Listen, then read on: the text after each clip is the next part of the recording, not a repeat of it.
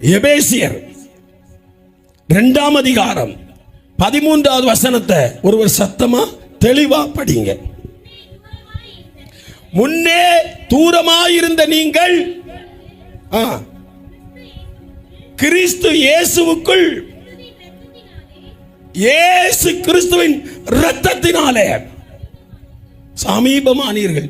இயேசு கிறிஸ்துவின் இரத்தம் தூரமாயிருக்கிறவனை, பாவத்திலிருந்து தூரமாயிருக்கிறவனை சமீபமாக்கி அருகில் அவரிடையில் கொண்டு வருகிறது. அல்லேலூயா. அடுத்த வசனத்தை படிங்க.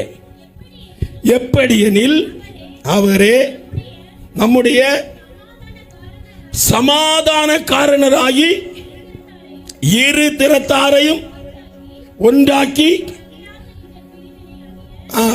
பகையாக நின்ற பிரிவினையாகிய நடுச்சுவரை, அல்லேலூயா, பகை எங்க பார்த்தாலும் சபைக்கு சபை பகை, ஊழியத்துக்கு ஊழியம் பகை, அல்லேலூயா, எங்க பார்த்தாலும் பகை, எங்க பார்த்தாலும் பகை.